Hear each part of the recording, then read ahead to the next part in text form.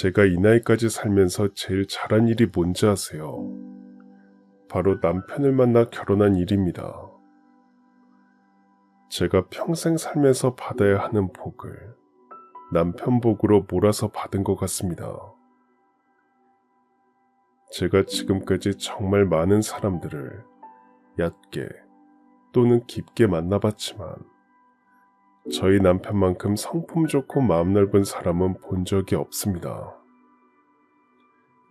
밖에서 사람들한테 남편 자랑하면 꿀값이 달 텐데 저희 남편은 주변 사람들도 입을 모아서 칭찬할 만큼 정말 멋진 사람입니다. 옛날 어른들 말씀에 여자가 시집 잘못 가면 얼굴에 주름살이 늘고 어두워진다고 하잖아요. 그런데 저는 오히려 결혼하고 얼굴이 활짝 피었습니다. 제가 이토록 남편 칭찬을 하는 데에는 그럴 만한 이유가 있는데요. 오늘 한번 남편 칭찬 원 없이 해보렵니다. 좋은 남편 덕에 겪은 기적 같은 일들을 소개해 볼게요. 20살이 막 시작되는 어느 봄날이었습니다. 제게는 저보다 3살 어린 남동생이 있습니다. 제가 20살이 되었을 때 남동생은 고등학교에 입학을 했습니다. 입학식과 졸업식에 빠질 수 없는 메뉴가 있죠. 그건 바로 짜장면입니다. 저랑 남동생은 특별한 날만 먹을 수 있던 짜장면을 아주 좋아했습니다.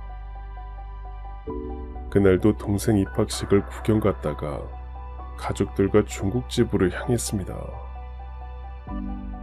역시나 사람들이 바글바글한 가게 한쪽에 자리를 잡고 주문을 했습니다. 아버지께서 남동생 보고 공부 열심히 하라며 탕수육도 큰 사이즈로 시켜주셨습니다. 한껏 기대를 하고 기다리고 있는데 북적거리는 식당 문을 열고 누군가 들어왔습니다. 사장님, 저 왔어요. 다음 거 얼른 주세요. 소리가 나는 쪽을 돌아보는 순간 세상이 멈춘 듯 했습니다. 사장님을 찾는 그 남자만 빼고요. 철가방을 든 그 남자가 헬멧을 벗는데 정말 너무 멋진 겁니다.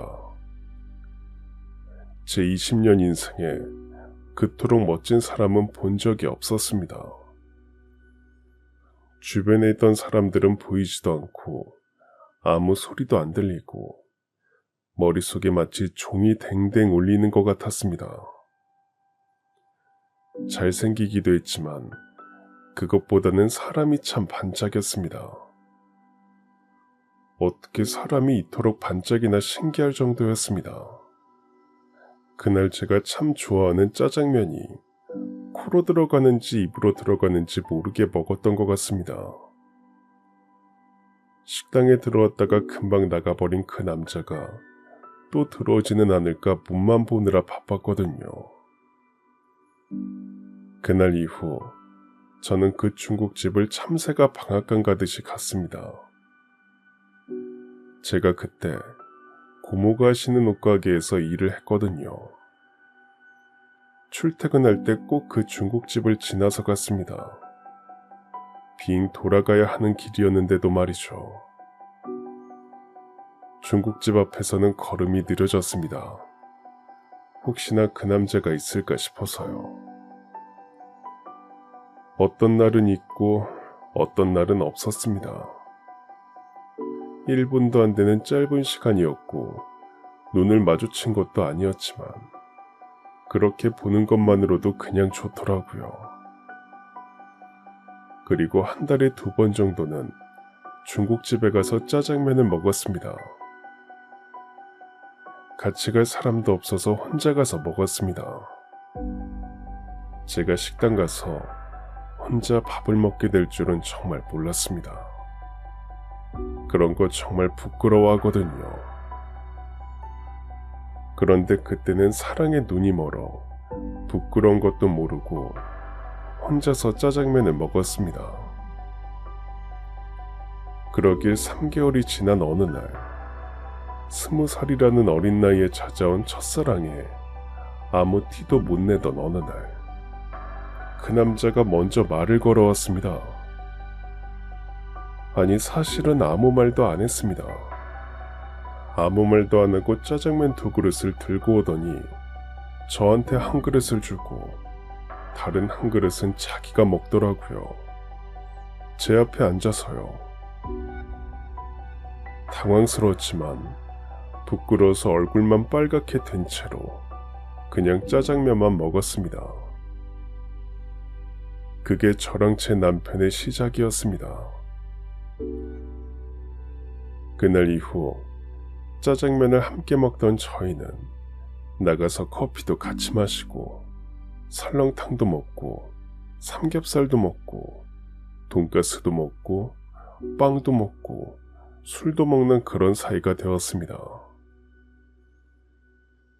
남편은 성장 배경이 남들과는 달랐습니다. 일반적이지 않을 정도로 고생을 많이 한 삶이었습니다. 남편은 그 시절에 보기 드문 외동아들이었습니다. 어머니 건강이 좋지 않았다고 하더라고요. 외동아들인 만큼 사랑을 듬뿍 받으며 자랐답니다. 경제적인 부분도 평범했다더라고요. 그런데 차 사고로 부모님께서 한날 한시에 돌아가셨고, 그 사고에서 남편은 유일하게 살아남았다고 했습니다. 그때 남편이 10살 때였다고 했습니다.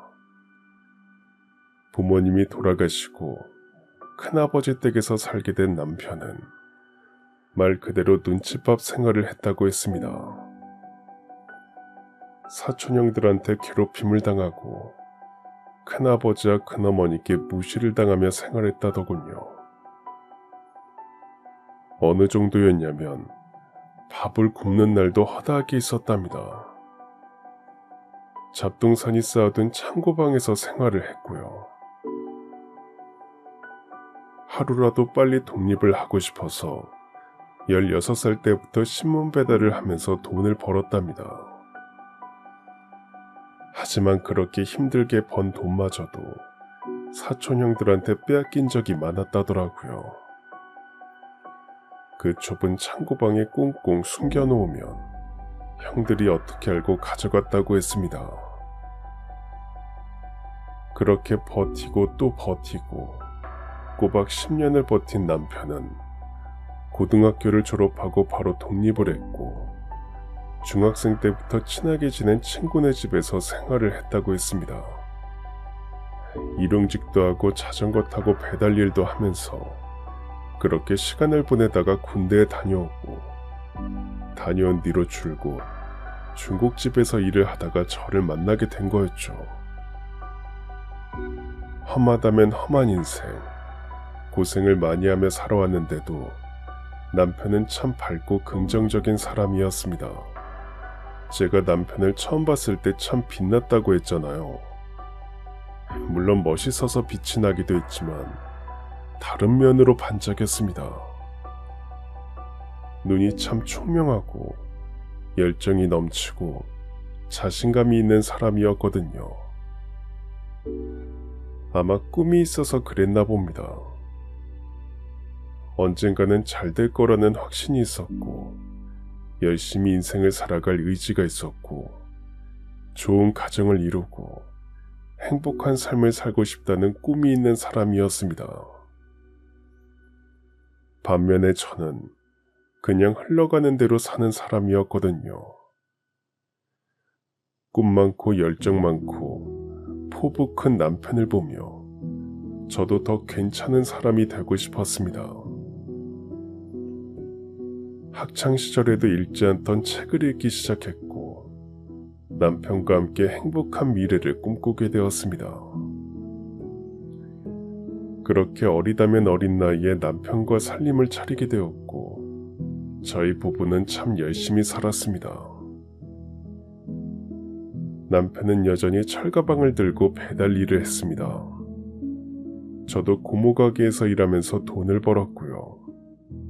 어린 나이에 예쁜 옷도 입고 싶고 화장품도 사고 싶고 맛있는 것도 먹고 싶었지만 꾹 참고 차곡차곡 돈을 모았습니다.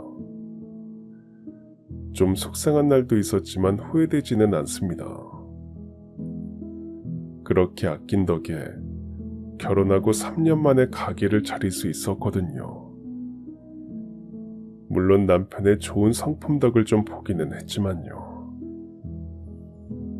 남편은 철가방 들고 배달 일을 하면서 언젠가 중국집을 차리고 싶다는 꿈을 꾸고 있었습니다. 그래서 그때 일하던 가게 사장님한테 주방 일도 배웠었죠. 결혼하고 1년 정도는 계속 배달 일을 하다가 2년은 주방에서 일을 했습니다. 그렇게 일을 하던 어느 날이었습니다. 남편이 출근을 되게 일찍 했거든요. 사장님이 시키지도 않았는데 매일 6시에 가게 문을 열고 재료 손질을 하고 가게 청소를 하던 성실한 사람이었습니다. 새벽 6시면 길에 사람이 많지 않잖아요. 사건이 일어난 그날은 유독 길에 사람이 없었다고 했습니다. 엄청 추운 날이라 그랬나 봐요.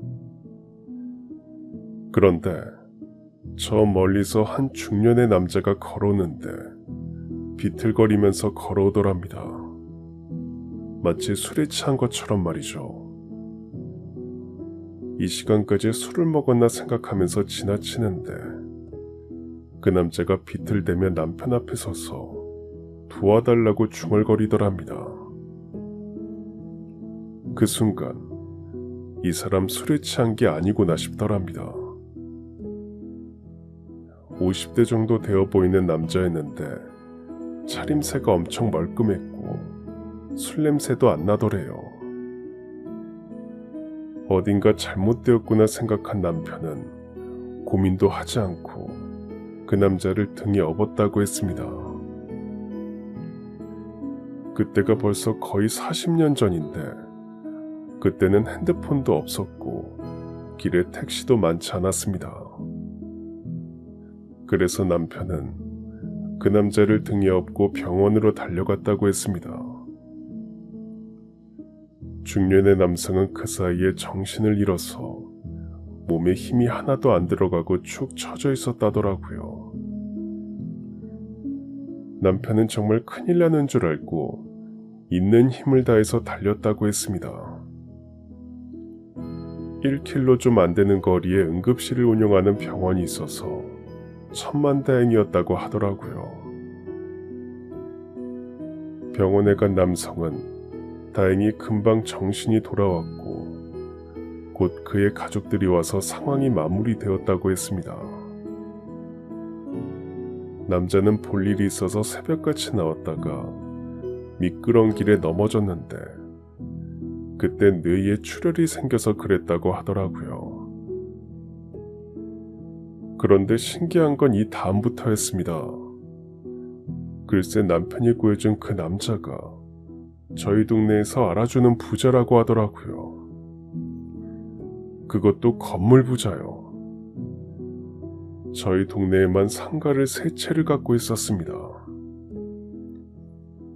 그 남자는 저희 남편에게 어떤 식으로든 은혜를 갚고 싶다고 하면서 돈다발을 건넸는데 남편이 받지 않자 자신의 건물 1층 상가를 내주었습니다. 보증금도 월세도 없이 말이죠. 이번엔 남편도 흔들릴 수밖에 없었습니다. 그토록 원하던 자신만의 식당을 열 수 있는 기회였으니까요. 남편은 그 제안을 받아들이기로 했고 그렇게 저희 부부는 중식당을 운영하게 된 것이었습니다. 이렇게 남편의 좋은 성품, 남을 배려하는 행동 덕을 본 것은 이제 시작에 불과했습니다. 더한 일들이 정말 많았죠. 굵직했던 사건 몇 가지를 더 풀어보겠습니다. 남편 덕을 본 것은 저뿐만이 아니라 저희 아이들도 덕을 봤는데요. 특히 저희 아들이 초등학교 때 엄청 좋은 기회가 있었습니다. 저희 아들이 어릴 때부터 엄청 활동적이었거든요. 태어나고 7개월 때부터 잡고 서더니 돌도 안 돼서 성큼성큼 걷던 아이였습니다. 그 기질이 어디 가겠어요. 초등학생 되니 망아지 한 마리 키우는 것 마냥 엄청나게 뛰어다녔더랬죠. 그런데 초등학교 9학년쯤 되니까 그 활동적인 행동들이 의외의 곳에서 두각을 나타내더라고요. 바로 축구였습니다. 축구를 곧잘 하더라고요. 학교 체육 선생님께서 나중에 큰 데서 뛸 수 있겠다면서 팍팍 밀어주라고 하실 정도였습니다. 그런데 예체능이라는 게 부모 뒷바라지도 필요하고 돈도 필요하잖아요. 그런데 저희는 식당 운영하느라 바쁘고 동네 작은 중국집에서 벌면 얼마나 벌겠어요. 애 축구시킬 형편이 못 되었죠. 아들도 그걸 아는지 하고 싶어도 하겠다고 말도 못하고 당시에는 정말 어디 가서 빚이라도 내야 하나 싶을 정도였습니다. 그때 또 한 번 놀라운 인연이 만들어졌습니다. 저희 가게에 가끔 오시던 손님이 있으셨거든요. 왜 기억을 하냐면 항상 금요일 저녁에 오셔서는 짬뽕 한 그릇에 소주 한 병을 시켜서 1시간 동안 천천히 드시다가 가시곤 하셨습니다. 매번 올 때마다요. 그런데 술을 잘 못하시는지 소주 한 병에도 많이 취하더라고요. 가게에서 나갈 때마다 비틀거렸습니다. 그러다가 한 번은 그 손님이 또 술에 취해서 가게에서 나가는데 남편이 가게 문 열고 한참을 쳐다보더라고요. 왜 그러냐고 물으니까 그날은 소주를 2병 먹었다는 겁니다.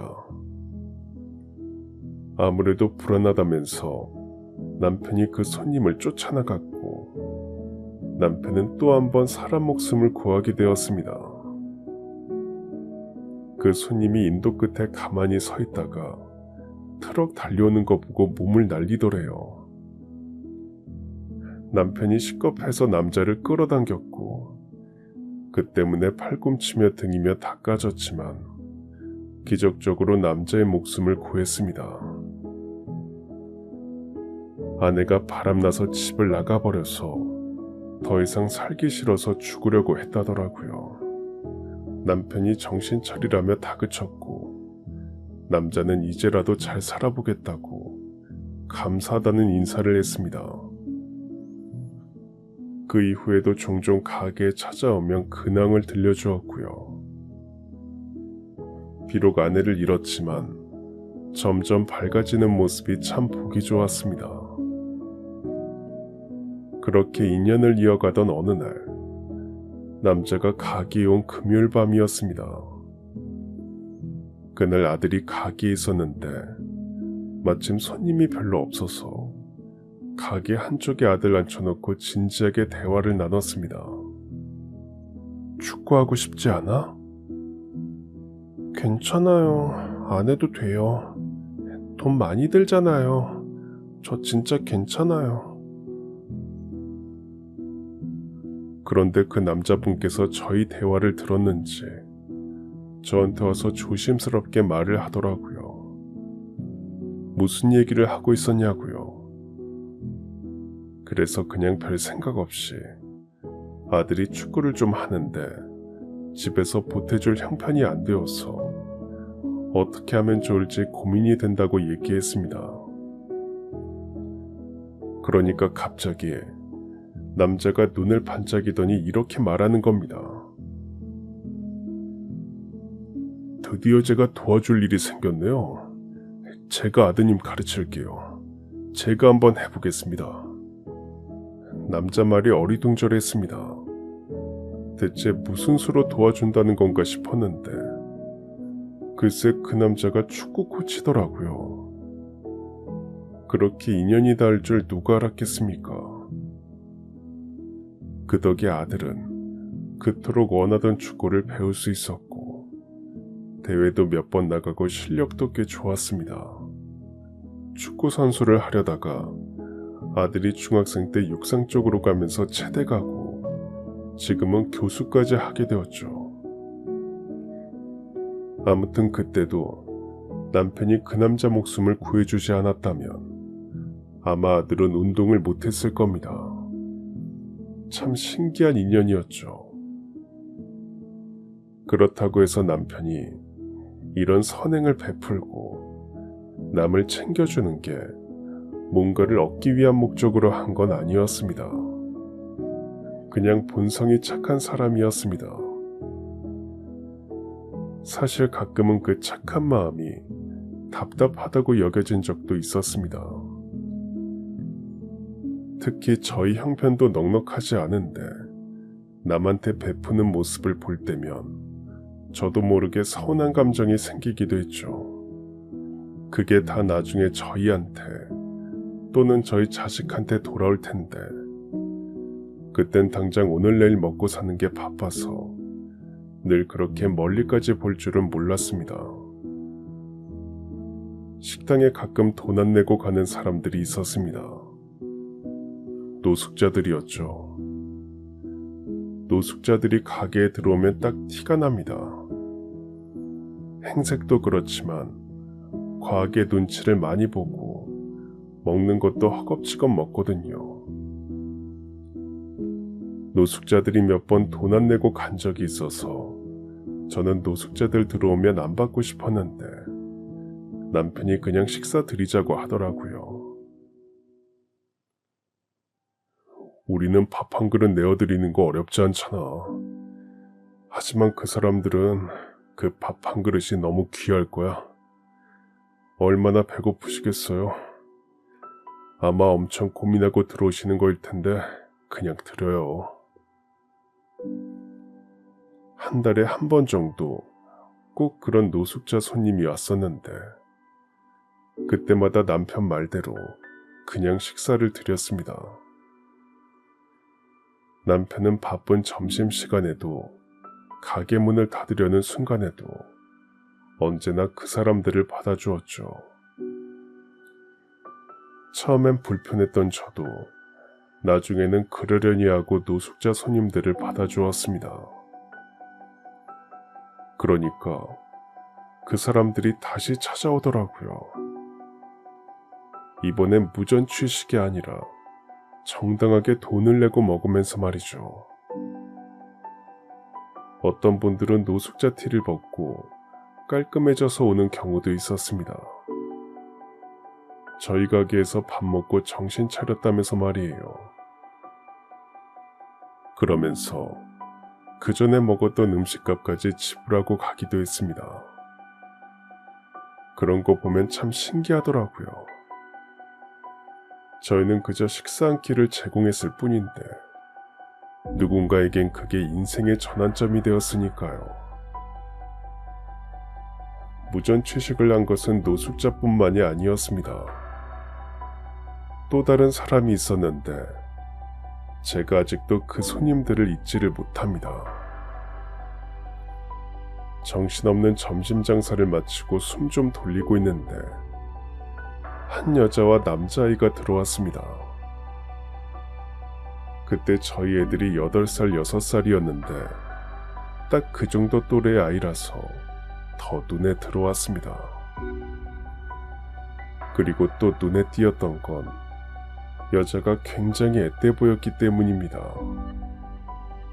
20대 중후반 정도로 보이더라고요.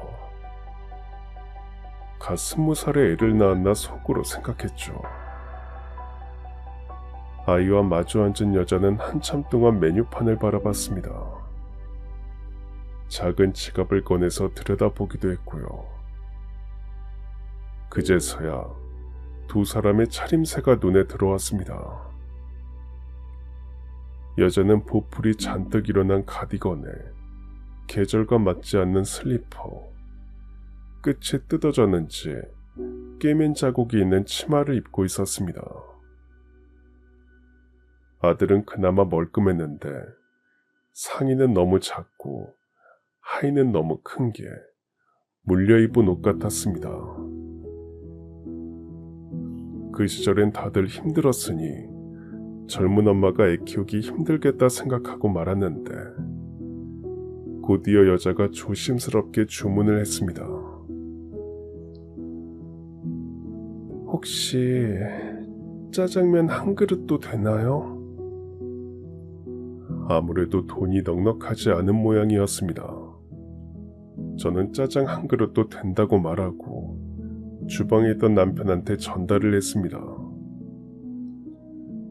그런데 아무래도 마음이 쓰이더라고요. 아무래도 짜장을 한 그릇 더 내줘야 마음이 편할 것 같아서 다시 주방에 갔는데 이미 남편이 2그릇을 만들고 있더라고요. 역시 우리 남편이구나 생각했습니다. 남편은 짜장 2그릇에 탕수육, 군만두까지 튀겨서 줬습니다. 푸짐한 상을 받은 여자는 놀라서 눈이 동그래졌습니다. 우리 주방장님 서비스예요. 많이 먹어야 힘이 나죠. 애도 고기를 먹어야 쑥쑥 크고요. 당황한 아이 엄마가 거절할 새도 없이 음식을 주고 돌아섰습니다. 가게 정리도 하고 장부도 쓰고 돈 계산도 하다가 무심코 아이 엄마랑 아이가 있는 자리를 봤는데 아이 엄마가 짜장면을 반도 못 먹고 울고 있었습니다. 남편과 눈치를 주고받은 저는 아이 엄마를 달래주었고 남편은 아이를 데리고 가게에 있던 텔레비전 앞으로 갔죠. 아이 엄마는 엉엉 울었습니다. 무슨 사정이 있길래 이렇게까지 우는 건가 안쓰럽더라고요. 쏟아지는 눈물을 겨우 멈춘 아이 엄마는 아이가 못 들을 만큼 작은 목소리로 얘기했습니다. 사실은 오늘 아이를 고아원에 보내려고 했어요. 실은 제가 남편이 없어요. 아이 낳자마자 도망갔거든요. 친정도 없어서 어떻게든 살아보려고 발버둥 쳤는데 너무 힘들더라고요. 애 딸린 미혼모 일 시켜주는 것도 없고 보는 시선도 안 좋고 이러다가는 둘 다 굶어 죽을 것 같아서 그래서 아들이랑 이별하려고 했어요. 그래서 마지막으로 돈 탈탈 털어서 아들 좋아하는 짜장면 한 그릇 사주려고 온 거예요. 그런데 저 못하겠어요. 제 아들 못 버릴 것 같아요. 아직 사장님 같은 분들이 계시잖아요. 그럼 좀 더 희망을 가져볼 수 있지 않을까요? 조금만 더 노력해서 아들이랑 살아봐도 되지 않을까요? 여자는 또 한 번 목 놓아서 울음을 터뜨렸습니다. 그 울음을 보는 제가 다 속상하더라고요. 저는 여자를 꼭 안아주었습니다. 아이고 아무렴요. 살아도 되지. 당연히 살아야지. 어떻게 부모가 자식이랑 헤어져요. 분명 좋은 일이 생길 거예요. 해 뜨는 날이 올 거예요. 똑같이 자식 키우는 입장이라 그런가 더욱 감정이 입이 되었습니다. 우는 아이 엄마 달래가며 탕수육 하나라도 더 먹이고 있는데 어느새 아이랑 밖에 나갔던 남편이 돌아왔습니다. 그리고는 아이 엄마한테 묻더군요. 아이가 말하길 엄마가 손재주가 좋다던데 바느질 좀 해요? 남편의 질문에 저도 어리둥절해졌습니다. 갑자기 바느질이라니 무슨 소리인가 했죠. 알고 보니까 남편이 아이와 간 곳은 동네에 있던 미신 공장이었습니다. 그 공장 사람들이 저희 가게에서 종종 밥을 먹어서 친했거든요. 공장에 일손 부족하다는 게 기억났던 남편이 공장 가서 아직 사람 구하냐고 물어보고 온 거였습니다. 아이 엄마를 소개해 주려고 말이죠. 저도 거기까지는 생각 못 했는데 저희 남편 참 야무지죠. 그렇게 아이 엄마는 남편 덕에 공장에서 일을 하게 되었습니다. 앞으로도 배고플 때마다 와서 밥 먹어요. 돈 걱정은 하지 말고 내가 그쪽한테는 다 공짜로 줄게요. 혼자 애 키우는 게 얼마나 힘든데 일단 일해서 밀린 월세도 내고 밥을 먹어야 힘이 나니까 꼭 와요. 알겠지? 감사합니다. 정말 감사합니다, 사장님, 사모님. 제가 이 은혜는 꼭 갚을게요. 무슨 수를 써서라도 꼭 갚을게요. 가게에 들어올 때와 다르게 씩씩하게 나서는 아이 엄마를 보고 마음이 뿌듯했습니다. 그리고 그 후 그 아이와 아이 엄마와의 인연은 계속되었습니다. 달에 2번 정도 저희 가게에 와서 밥을 먹었고 밥을 먹지 않더라도 오며 가며 들려서 사는 얘기를 들려주더라고요. 아이 엄마는 미신 공장에서 일을 하면서 밀린 월세를 조금씩 갚고 있다고 했습니다. 공장 사장님께서 사정을 봐줘서 아이를 데리고 공장에 나가고 있다고 하더라고요. 거기서 공장 사람들 덕에 아이가 한글도 배웠다고 했습니다. 그리고 얼마 지나지 않아서 아이는 초등학교에 입학을 했고 기특한 마음에 제가 아이 책가방도 사줬습니다. 이게 남한테 베푸는 기쁨인가 싶어서 얼마나 행복했는지 모릅니다. 그렇게 2년 정도 아이와 아이 엄마의 인연을 이어가다가 아쉬운 이별을 하게 되었습니다. 사모님, 지방에 계시는 저희 이모하고 연락이 닿았어요. 사는 곳이랑 일자리를 마련해 준다고 해서 내려가려고요. 고민을 많이 했는데 아무래도 그쪽이 지금보다 더 안정적일 것 같아요. 이제 혼자 미싱도 어느 정도 할 줄 아니까 어디 가서 굶지는 않을 것 같아요. 어머, 잘 됐네. 아쉽겠지만 더 잘 살려고 가는 거니까 웃으면서 보내줘야지 어쩌겠어. 아휴, 그동안 정 많이 들었는데 분명 거기서도 잘할 거라고 믿어요. 어디서든 씩씩하게. 알죠? 언제나 응원할게요. 가서 꼭 연락드릴게요. 정말 감사했습니다, 사모님. 사장님도요. 2분 덕에 제 인생이 바뀌었어요. 끝까지 눈물을 꾹 참고 웃으며 떠나간 아이 엄마와의 인연은 그렇게 끝이 났습니다. 소중했던 만큼 잊을 수 없는 귀한 인연이었네요. 그렇게 세월이 흘러 저희 작은 애 중학교 졸업할 때쯤에 가게를 정리하게 되었습니다. 가게가 예전만큼 안 되기도 했거니와 더 늦기 전에 다른 일을 해보고 싶다는 저희 부부의 결심이 있었기 때문인데요. 그렇게 거의 20년을 운영했던 식당을 정리한 저희 부부는 새로운 자리에서 새로운 일을 시작했습니다. 저는 지인이 운영하는 약국에서 일을 하게 되었습니다. 그 약국 근처는 큰 병원이 있어서 정말 바빴거든요. 앉아서 계산만 하는 거였는데도 정신이 하나도 없었습니다. 그래도 새로운 일은 언제나 보람차고 재밌더라고요. 사람들 구경하는 것도 재밌어서 만족스럽게 일을 했습니다. 저희 남편은 학교 보안관리사로 일을 하게 되었습니다. 예전부터 보안관들 입은 옷이 참 멋있다고 종종 얘기를 했습니다. 자기가 입으면 아주 멋질 거라는 농담도 하면서요. 학교 보안관도 여간 경쟁이 치열한 게 아니거든요.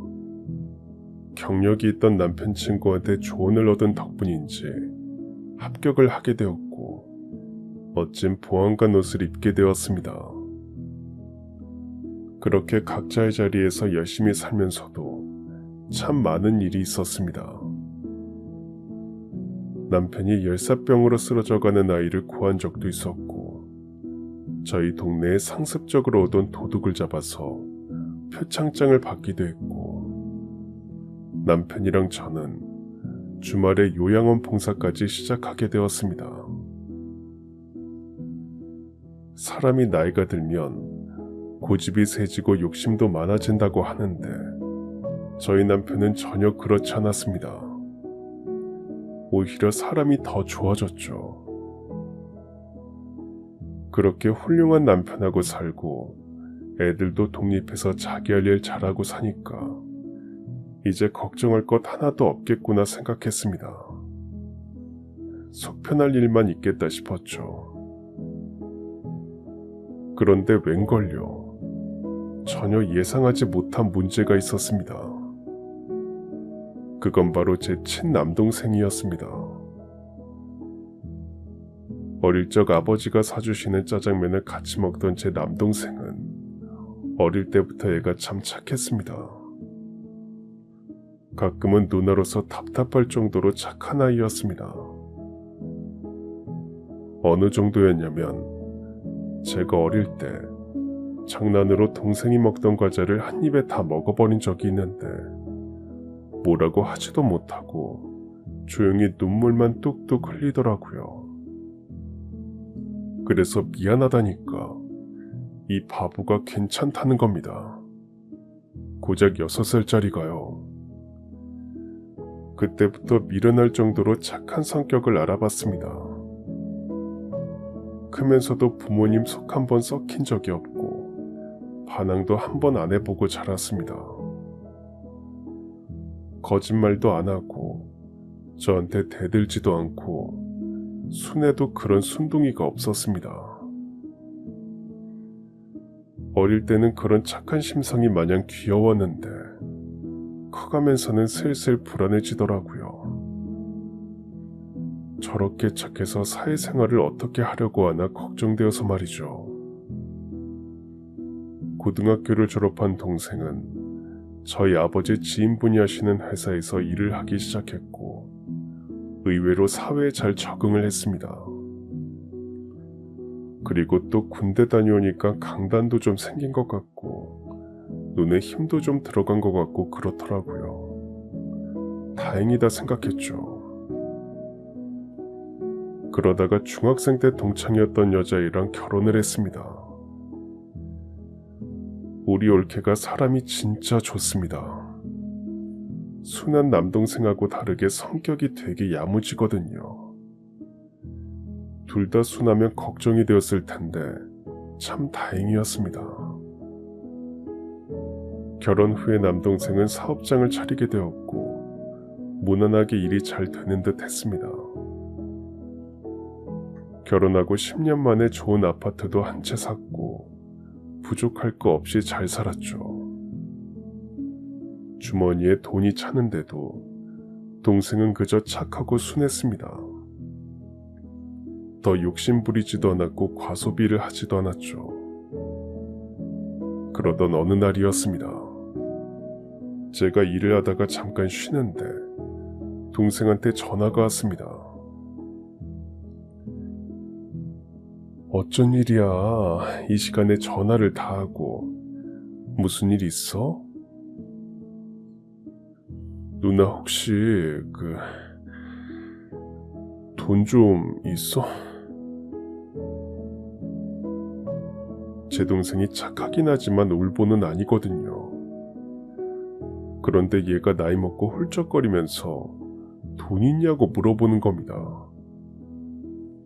남한테 돈 빌리는 애도 아니었기에 무슨 큰일이 났구나 생각했죠. 갑자기 돈이 왜 필요하냐고 물으니까 사업이 망했다는 겁니다. 결혼 이후 잘 되던 사업장이 진짜 한순간에 아주 제대로 망했다고 했습니다. 그게 갑자기 왜 그렇게 되었냐고 물으니까 한 5년 전인가 동네 친구 하나가 연락이 왔답니다. 혹시 일자리가 있냐면서 말이죠. 다니던 회사에서 억울하게 잘리고 집에 빚도 있고 아무튼 힘들다는 소리를 했답니다. 착한 제 동생은 그 말을 듣고 회사에 자리를 하나 내주었답니다. 마침 사람이 필요하기도 했다더라고요.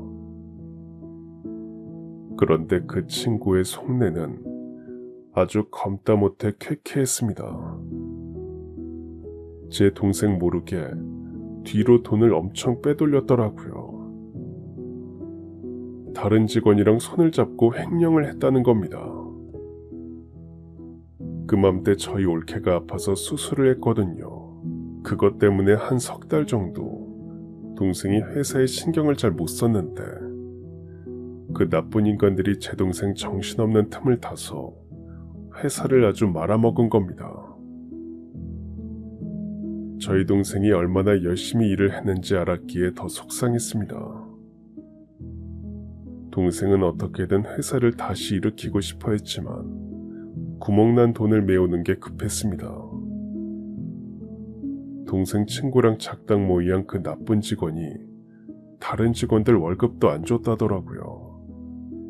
어디로 도망간 건지 찾을 수도 없었고 찾는다고 해도 그 두 사람이 돈 없다고 배째라는 식으로 나오면 어찌할 도리가 없다고 했습니다. 우선 급한 불부터 끄자 싶었던 동생은 돈을 빌리기로 한 거죠. 은행은 돈을 안 빌려주니까 염치불고하고 여기저기 물어보다가 저한테까지 연락을 하게 된 거였습니다. 그런데 제가 돈이 어디 있겠어요. 장사 되지도 않는 식당 꾸역꾸역 운영하다가 겨우 둘 다 월급 받고 살고 있었는걸요.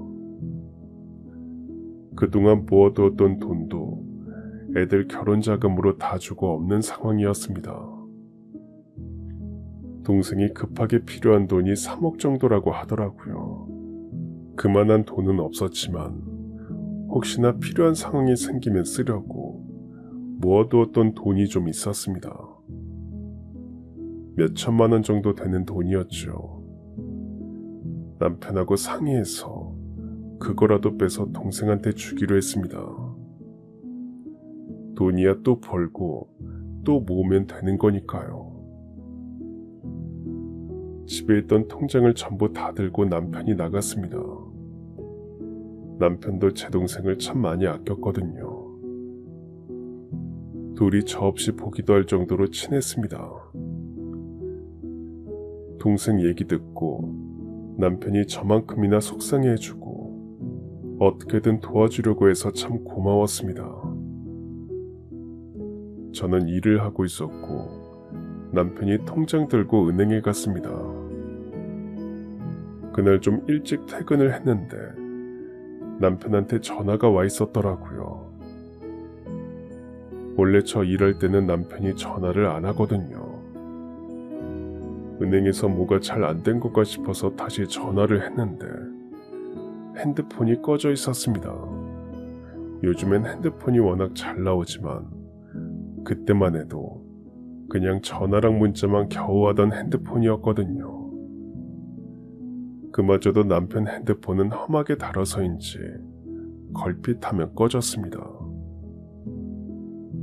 걸음을 재촉해서 집에 들어갔는데 현관문을 열자마자 남편이 신발장으로 헐레벌떡 왔습니다.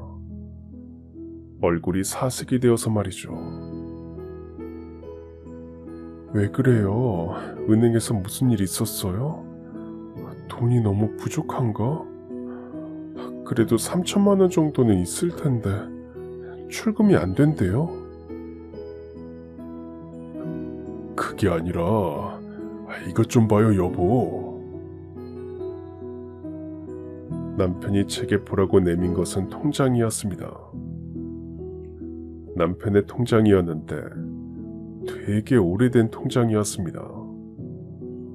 한창 장사할 때 만들었던 통장이었죠. 안 쓴 지 한참 된 통장이었고 마지막으로 통장 정리를 했을 때 통장에 10만 원 정도 남아 있었습니다. 그땐 은행이 멀어서 빼기도 번거로워서 그냥 두었던 걸 잊고 살았었죠. 아, 이 통장이 아직 있었구나. 그런데 이게 왜요? 내가 오늘 통장 정리를 했는데 안 해봐요. 대체 뭐가 어떻길래 저러나 싶어서 신발도 안 벗고 신발장에서 통장을 열어봤습니다. 통장 안을 확인한 순간 화들짝 놀란 저는 통장을 떨어뜨리고 말았습니다. 10만 원이 들어있던 남편의 통장에 무려 5억이라는 숫자가 적혀 있었습니다. 지금도 5억이 정말 큰 돈이지만 예전에는 그 가치가 더 컸거든요. 진짜 좋은 아파트 한 채를 살 수 있을 만큼 어마어마하게 큰 돈이었습니다. 태어나 처음 보는 액수에 놀라서 가슴까지 벌렁거렸습니다. 자세히 보니 5억은 누군가로부터 송금된 돈이었습니다. 잘못 송금을 했겠거니 싶었습니다. 송금된 날짜는 저희가 확인한 날로부터 불과 한 달밖에 되지 않았었죠. 그런데 저는 처음 보는 것 같은 이름이었는데 남편이 계속 송금자 이름이 익숙하다고 하는 겁니다. 분명 어디선가 많이 본 이름이라면서요. 뭐가 어찌되었던지 간에 그 돈은 잘못 송금된 게 분명했습니다. 저는 다음날 남편과 함께 은행으로 향했습니다. 돈이 잘못 들어온 것 같으니 돈을 다시 돌려줘야 할 것 같다고 하니까 송금자한테 확인을 해야 한다고 하더라고요. 그렇게나 큰 돈을 갖고 있는 게 괜히 불안해서 저희가 연락을 해보겠다고 했는데 연락처를 못 알려준다고 했습니다. 할 수 있는 게 없어서 그냥 잠자코 기다리는 수밖에 없었죠. 그렇게 일주일쯤이 흘렀을까요? 은행에서 연락이 왔습니다. 송금자가 연락을 하고 싶어 한다면서 말이죠. 이건 또 무슨 경우인가 싶었습니다. 돈을 잘못 보냈으면 그냥 그대로 가져가면 될 것을 왜 연락을 하고 싶어 하는 건지. 아무튼 남편이랑 돈을 보낸 사람이랑 연락을 하게 되었고 저희 부부와 의문의 사람은 결국 만나게 되었습니다. 그 사람 정말 이상하네. 돈을 잘못 보냈으면 가져가면 될 것이지 왜 만나자고 하는 거지? 나한테 전화로 잘못 보낸 게 아니라고 하더라니까. 자세한 건 만나서 말해주겠다고 했어. 그런데 분명 어디서 본 이름이란 말이지. 영문도 모르고 남편과 저는 그 사람을 만나러 갔습니다. 그리고 그 의문의 인물을 마주한 순간 저는 깜짝 놀라고 말았습니다. 남편은 역시 이름이 익숙했다고 하면서 껄껄 웃었고요. 저희 앞에 마주한 그 사람은 바로 저희가 식당을 운영할 때 저희 가게에서 엄마와 함께 오던 아이였습니다. 왜 아이 엄마랑 아이랑 와서 짜장면 한 그릇 시켜서 서비스로 탕수육이랑 군만두 줬던 그 사람들이요. 아이 엄마가 고아원에 아이를 버리려고 했다던 남편이 공장도 소개해 주었던 바로 그 사람들 말입니다. 다른 지방으로 가고 연락이 끊겨서 어떻게 사나 궁금하긴 했는데 20여 년이 지나서 만나게 되니까 정말 신기했습니다. 멋진 청년이 된 아이는 저희를 보고 환하게 웃었습니다. 하나도 안 변하셨네요. 아이고, 너는 너무 변했다. 조금만 더 변했으면 못 알아볼 뻔했어. 정말 반갑구나. 예상도 못했던 상황이라 당황스럽기만 했습니다. 아이는 저희를 달래듯 자리에 앉히고서는 그동안 어떻게 살았는지 이야기해 주었습니다. 타지로 간 아이와 아이 엄마는 걱정과 달리 빨리 적응할 수 있었다고 했습니다. 아이 엄마는 이전 공장에서 익힌 기술로 거기서도 미신 공장을 다니게 되었고, 그렇게 3년을 일하다가 수선도 하고 옷도 만들어 파는 가게를 하나 열었다더라고요. 그런데 작게 차린 그 가게가 잘 되었나 봐요. 1년이 무섭게 가게가 커졌고 사람까지 쓰게 되고 많은 돈을 벌었답니다. 어느 정도였냐면 아이 고등학생 때는 글쎄 마당 딸린 전원주택에 살기도 했다더라고요. 집에 선생님 불러다가 과외도 받으면서 말이죠. 그렇게 살기까지 아이 엄마가 정말 엄청나게 노력을 많이 하셨다더라고요. 1년 365일 쉬는 날 하나도 없이 하루에 4시간 자가면서 손가락에 굳은 살이 가득하도록 일만 했답니다. 몸살이 나도 일을 하고 목소리가 안 나와도 일을 하고 커피를 엄청 먹어가면서 일을 했답니다. 그런 엄마의 노력에 아이는 좋은 대학도 갈 수 있게 되었다더라고요. 그 후에 좋은 회사에 취직도 했고요. 고생 많이 한 모자는 이제 숨 좀 돌리면서 사나 싶었답니다. 드디어 여유가 생긴 엄마와 함께 여행도 다니고 좋은 곳도 먹으러 다니려 했답니다. 그런데 아이 엄마가 그만 암 판정을 받게 되었답니다. 너무 늦게 발견을 해서 손 쓸 새도 없었다고 했습니다. 그렇게 아이 엄마가 죽기 전 아이를 앉혀두고 신신당부를 한 게 있었는데 바로 저희 부부에게 은혜를 갚으라고 했다더군요. 어머니가 암 판정 받으신 후에 사장님 사모님이 하시던 가게를 찾으신 적이 있었어요. 그런데 이미 없어졌더라고요. 연락처도 알 수가 없었죠. 주변 상인분들께 여쭤봐도 다 모른다고 하시더라고요.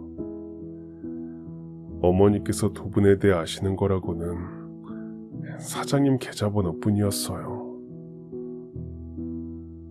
계좌번호? 계좌번호를 어떻게...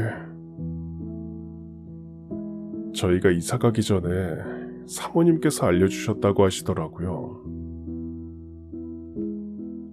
아이의 말을 듣고 곰곰이 생각해보니까 아이 엄마랑 아이가 이사 갈 때 저희 계좌번호를 물어본 적이 있었습니다. 뭘 그런 걸 물어보냐고. 혹여나 없는 살림에 돈을 보낼까 싶어서 안 알려주려고 했는데 안 그러면 안 간다며 떼를 쓰더라고요. 꼭 계좌번호를 받아가야겠다면서 말이죠. 그래서 하는 수 없이 남편 계좌번호를 알려준 게 그제서야 생각이 났습니다. 어머니께서는 두 분을 많이 그리워하셨어요. 성공하면 꼭 찾아뵈어야지. 조금만 더 성공해서 찾아가야지 하셨는데 결국 너무 늦어버렸네요. 언제 돌아가셨어요? 3개월 정도 되었어요. 이럴 줄 알았으면 어머니 살아계실 때 돈을 보내드릴 걸 그랬네요. 그럼 어머니 가시기 전에 뵐 수 있었을 텐데. 그럼 어머니께서 좀 더 마음 편히 가셨을 텐데. 그런 생각할 겨를도 없었어요. 판정받고 한 달 만에 돌아가셔서 그마저도 많이 아파셔서 진통제에 기대어 사셨거든요. 그래도 마지막에는 웃으셨어요. 미련 없이 사셨다고 하시더라고요. 정말 최선을 다해 사셨고 최선을 다해 저를 지키셨다고. 쓸쓸한 아이의 얼굴을 보며 속상한 마음도 들고 돌아가신 엄마를 닮아 잘 컸다는 생각이 들었습니다. 그때 남편이 테이블 위에 통장을 올려놓았습니다. 그래도 우리는 이 돈 못 받아요. 5억이라뇨. 이건 우리 돈이 아니에요. 그건 제 돈도 아닌걸요. 어머니께서 사장님 사모님께 드리는 돈이에요. 그 돈을 받으셔야 저희 어머니 마음 편히 올라가실 거예요. 저 고등학생 때 저희 어머니가 말해주셨어요. 저랑 어머니가 중국집 처음 간 날 실은 제가 고아원에 갈 뻔했다는 거. 실은 저도 어렴풋이 알고 있었거든요. 그날이 마지막이라는 거. 그런데 두 분 덕에 제가 어머니랑 살 수 있었어요.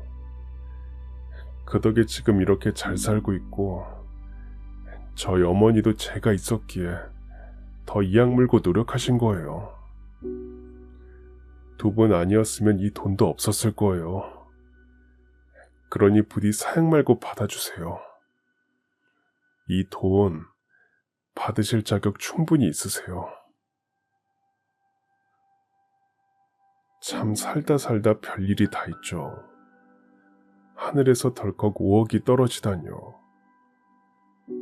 아이는 끝까지 완강하게 밀어붙였고 결국 저희 부부는 그 돈을 받게 되었습니다.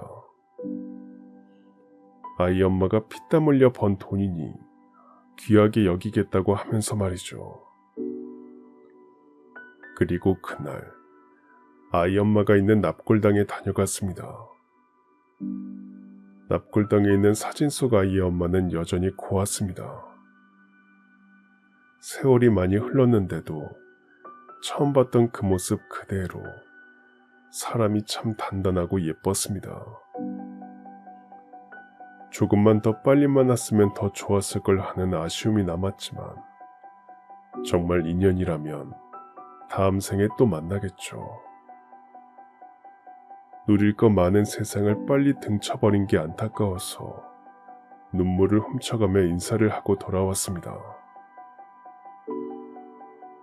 그래서 그 5억을 어떻게 썼냐고요? 우선 남동생 사업 일으키라고 3억을 줬습니다. 동생도 엄청 놀라더라고요. 어떻게 그런 일이 있냐면서 말이죠. 회사 일으켜서 돈을 꼭 갚겠다고 한 동생한테 어차피 순전히 내 돈도 아니니까 그럴 것 없다고 했는데 결국엔 열심히 일해서 그 돈을 다 갚았습니다.